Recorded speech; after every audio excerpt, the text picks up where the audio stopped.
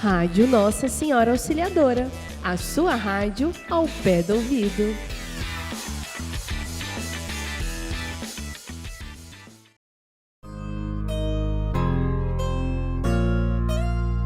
Você ouve agora o programa Histórias de Domingo Sávio.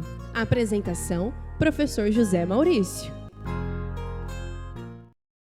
Olá, querido aluno, querida aluna da Escola Salesiana.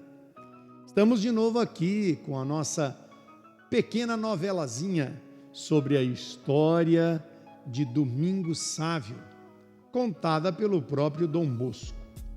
Hoje nós vamos para o nosso capítulo número 9, o zelo de Domingo Sávio pela salvação das almas.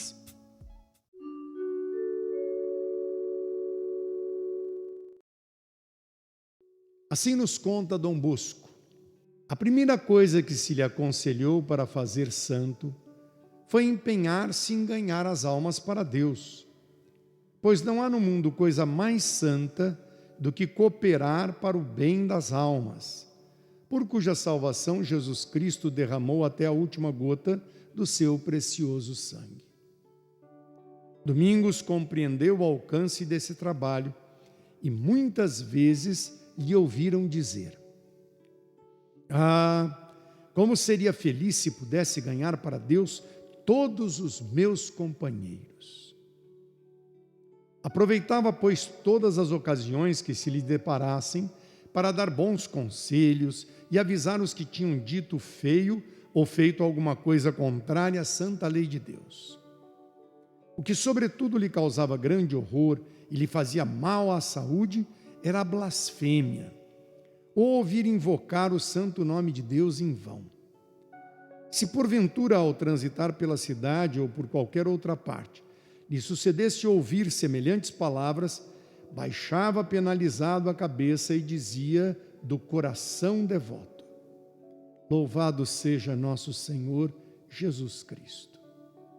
Passando certo dia por uma praça da cidade, quem o acompanhava viu-lhe tirar o chapéu ao proferir algumas palavras baixinho. E alguém perguntou-lhe: O que você está dizendo, Domingos?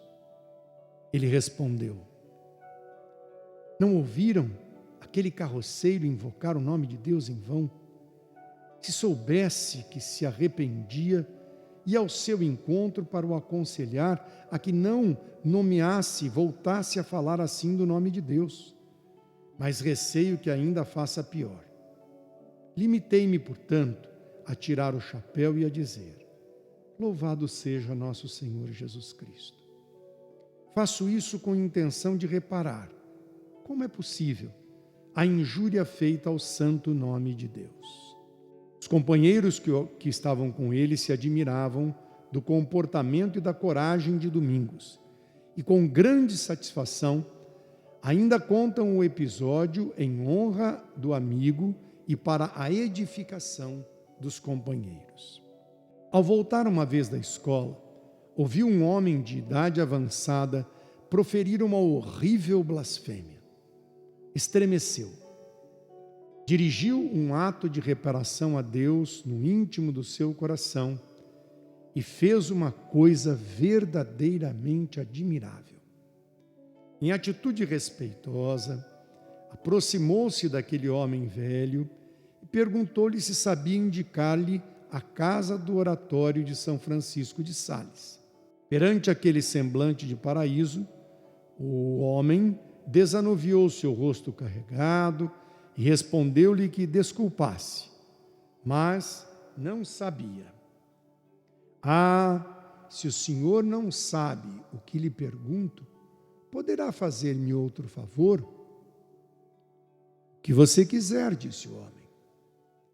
Domingos aproximou-se o mais que pôde do seu ouvido e baixinho, para que os outros não ouvissem dizer, falou: Eu ficaria muito grato se, nos ímpetos de sua raiva, de seus aborrecimentos, dissesse outras palavras, sem blasfemar o santo nome de Deus. Muito bem, respondeu o homem. Eu estou cheio de admiração. Muito bem, você tem razão, menino. É um vício muito ruim que eu trago e eu quero vencer esse vício de todo o meu coração. Um dia aconteceu que um garoto de seus 9 anos se pôs a discutir com outro perto da porta da casa e na briga proferiu sem respeito o adorável nome de Jesus Cristo. Domingos, ao ouvir tal palavra, embora sentisse uma justa revolta em seu coração, meteu-se entre os dois contendores e com bons modos aquietou-os. Em seguida, chamando aquele que tinha pronunciado o nome de Deus em vão, disse: anda, acompanha-me e ficarás contente. As boas maneiras de Domingos induziram o pequeno menino a acompanhá-lo. Tomou-o pela mão, levou-o a uma igreja, ajoelhou-se com ele diante do altar e disse-lhe: pede perdão a Deus da ofensa que lhe disseste quando pronunciaste o seu santo nome sem o devido respeito. Como o garoto não sabia o ato de contrição, Domingos fez ele repetir as palavras por palavras.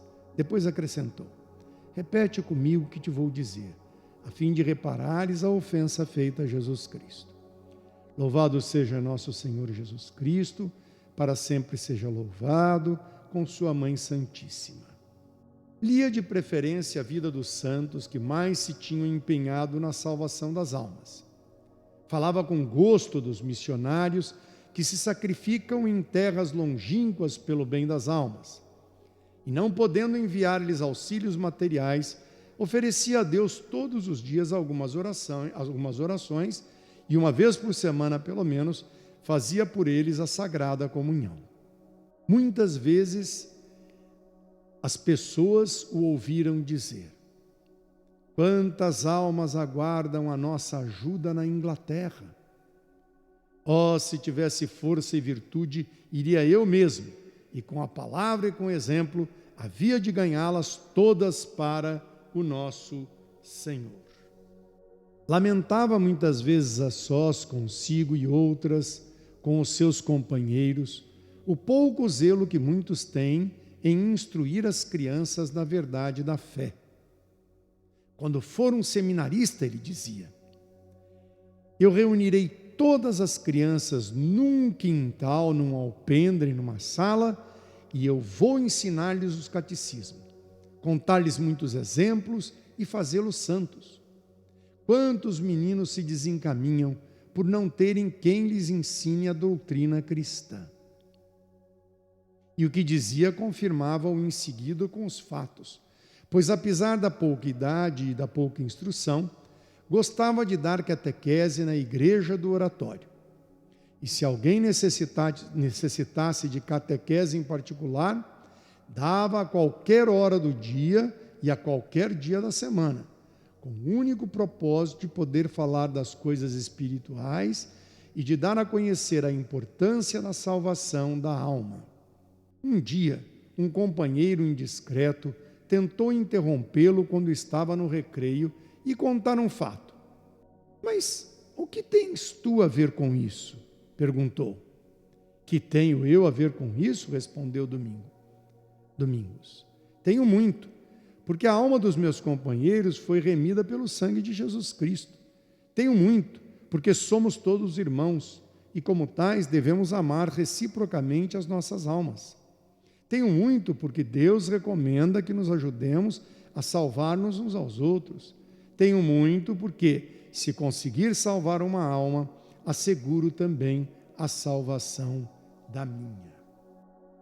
Esta solicitude pelo bem das almas não diminuía no breve tempo de férias que passava na casa paterna. Qualquer medalha, qualquer crucifixo, qualquer imagem ou livrinho, ou objeto que ganhasse na escola ou na catequese, punha-os de parte para oferecer quando estivesse de férias. Mais ainda, antes de partir do oratório, costumava pedir aos superiores alguns desses objetos para alegrar, como ele dizia, os seus amigos de brincadeira. Além de cumprir com a maior exatidão todos os seus deveres, mesmo os mais insignificantes, tomava conta dos 2 irmãozinhos, a quem ensinava a ler, escrever e recitar o catecismo. Assistia-os na oração da manhã e da noite. Levava-os à igreja, oferecia-lhes a água benta e mostrava-lhes como deviam fazer o sinal da cruz.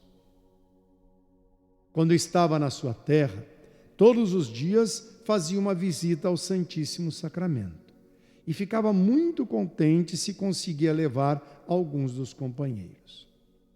Pode dizer-se, pois, que não deixava perder nenhuma ocasião de fazer uma boa obra ou de dar um bom conselho, o que redundava sempre em proveito da alma.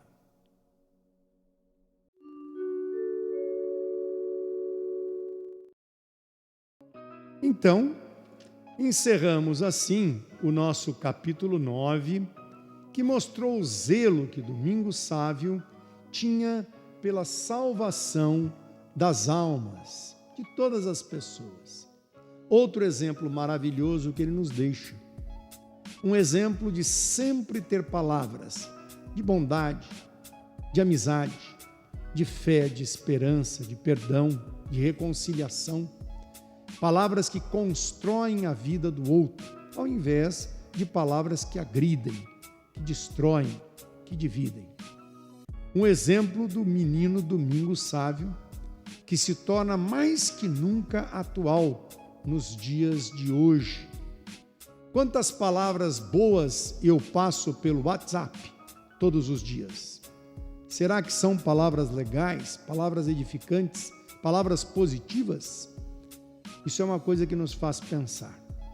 Um abraço grande e até o nosso próximo capítulo, capítulo 10, quando a gente vai ver o seu espírito de oração e o mês de Maria. Até mais!